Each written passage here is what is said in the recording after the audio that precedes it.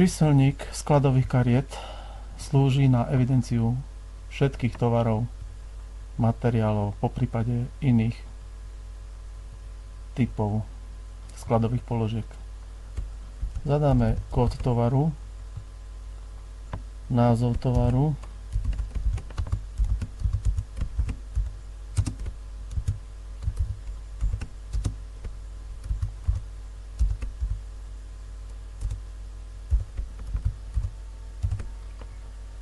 názov skrátený sa vytlačí na pokladničnom doklade, ak prevádzkujeme registračnú pokladnicu.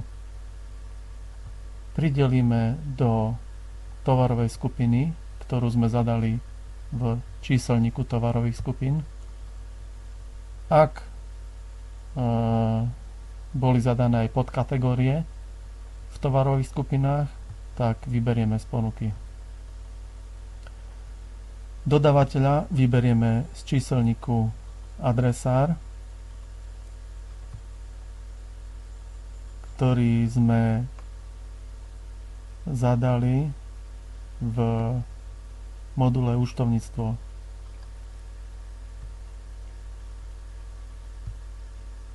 Predajná cena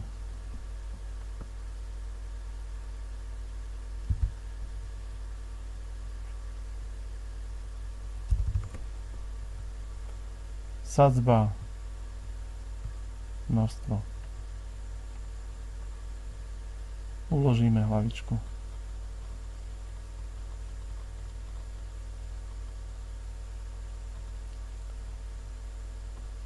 Vo väčšine prípadov nám takéto zadanie tovaru postačuje.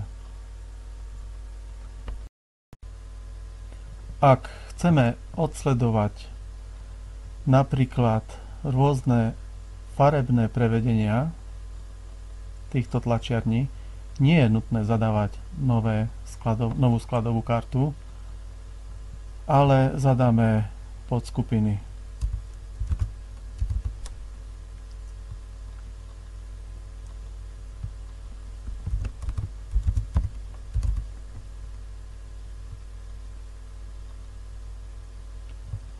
Ďalej, pri oceňovaní máme možnosť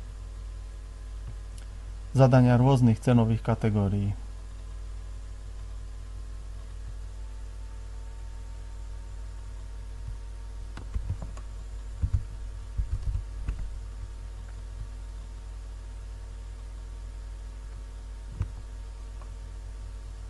Pri oceňovaní máme na výber tovar oceniť podľa skladov. To znamená, na každom sklade bude iná predajná cena. Podľa podskupín, to znamená, že napríklad biela tlačiareň bude mať inú cenu ako čierna tlačiareň, a podľa nadobudacích cien. To znamená, že pri nákupe, ak nadobudacia cena sa líši, je nutné oceniť takýto tovar za každým.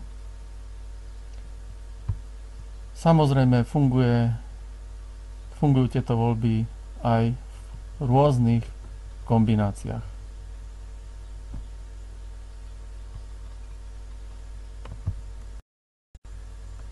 Ak prevádzkujeme e-shop, je potrebné samozrejme zadať obrázky.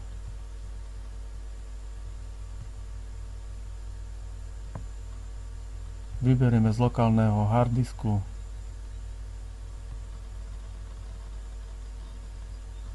a obrázok sa nahrá do systému.